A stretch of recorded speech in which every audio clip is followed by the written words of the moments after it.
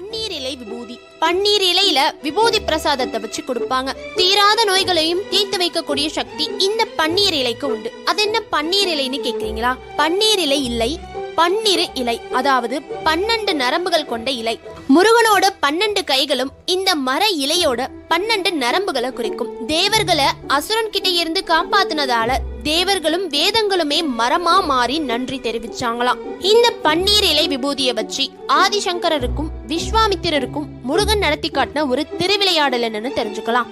அபினவகுப்தருக்கும் ஆதிசங்கரருக்கும் நடந்த வாக்குவாதத்துல அபினவகுப்தர் தோத்துட்டாராம். அதனால அவர் பில்லி சூனியத்தை ஆதிசங்கரர் மேல ஏவி விட்டு பல நோய்களை உண்டாக்கி இருக்காரு. தெய்வ அம்சம் பொருந்திய ஆதிசங்கரரே இந்த நோயால ரொம்ப கஷ்டப்பட்டு வந்திருக்காரு. எவ்வளவோ வைத்தியம் பார்த்தும் பல தெய்வங்களை வழிபட்டும் நோய் சரியாகவே இல்லையாம். மனமுடைஞ்சு போன ஆதிசங்கரர் கர்நாடகாவில கோகர்ணேஸ்வரர் சிவாலயத்துல தங்கியிருக்காரு.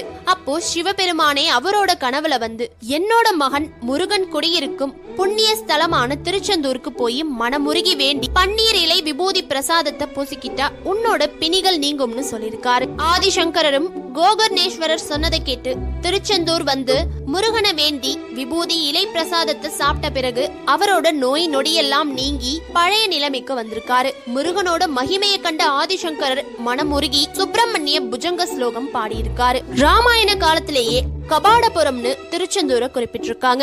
இந்த இடத்துல என்ன நடந்திருக்குன்னா, ராமரின் குருவான விஸ்வாமித்திரரை தொந்தரவு செஞ்ச தாடகை என்னும் அரக்கியால அவருக்கு குஷ்ட நோய் ஏற்பட்டிருக்கு. இந்த பன்னீர் இலை விபூதியை பூசிக்கிட்ட பிறகுதான் அவரோட நோய்கள் நீங்கி மீண்டும் பழைய நிலைமைக்கு வந்திருக்காரு.